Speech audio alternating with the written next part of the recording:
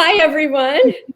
I'm Gina Malin, Executive Director of the Parents League of New York. And the Parents League is a nonprofit organization that's been around for over 100 years, bringing families and schools together through our school advisory services, our publications, and our programs and events.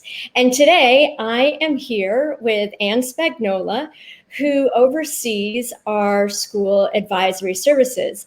And Anne has her finger on the pulse of New York City private school admissions and the admissions process. And she just finished up guiding hundreds of families through the admissions process last admission season during COVID. So Anne, I would love to hear a little bit about the last year's admission season as you look back and reflect on it. And also would love to hear about what parents can expect for this upcoming season. I know we're always asked, what can we expect? And we don't have a crystal ball, but love to hear what you're hearing from schools and families as well. Sure. So thank you. Thanks everyone for being here. Last admission cycle, of course, was all done virtually. The schools really could not welcome applicant families into their buildings during the pandemic. So they really had to pivot very, very quickly to that new format. But I have to say they did an excellent job. The most important thing to remember is all of the pieces of the process will stay in place. They will, they did last year, they will this year, even if it is remote. So last year there was a parent interview, a child assessment at most, but not all schools, and some sort of a virtual tour. All of those pieces, if they continue to be remote, will stay in place. The schools are committed to getting to know you, and they want you to be able to really get to know them despite not stepping into the buildings.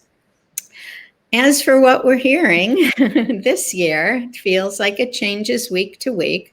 But right now, we are beginning to hear pretty definitively that the majority of schools will be having remote admissions again.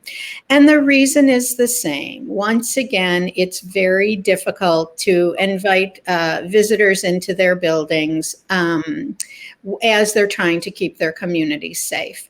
But they've already had a year of doing this. They've gone through one cycle of doing this, and they really are very, very experienced. But one thing to mention too is it's really the mission and the philosophy of the school that you need to be focused on. Those are the areas that should be of prime importance. You want to know their mission. You want to be sure your family's on board with it. And you want to make sure it's a school where your child will thrive.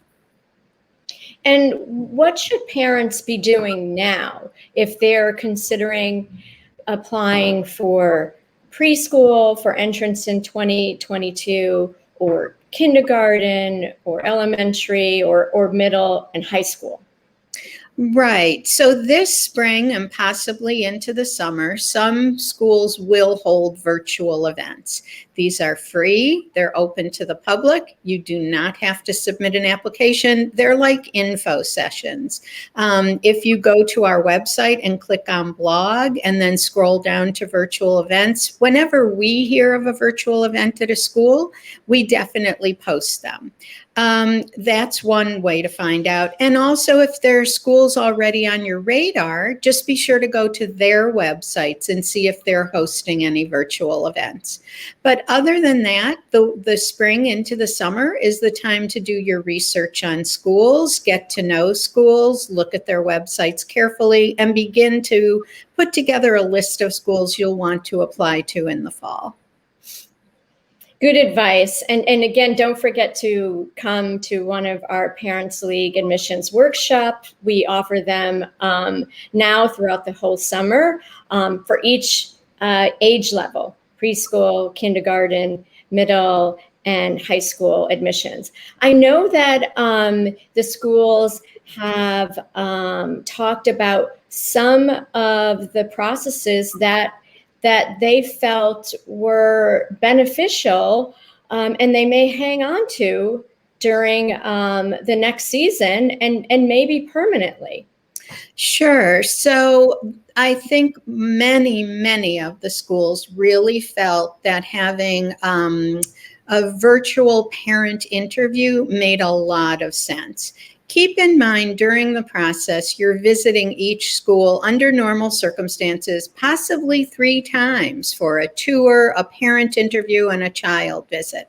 And what they found was parents really appreciated, for at least some of that they didn't have to rush off from work, take a half of a day off, that sort of thing. I think the admissions directors also found it helpful. So it looks as if the parent interviews in particular could be the piece that stays virtual. Great.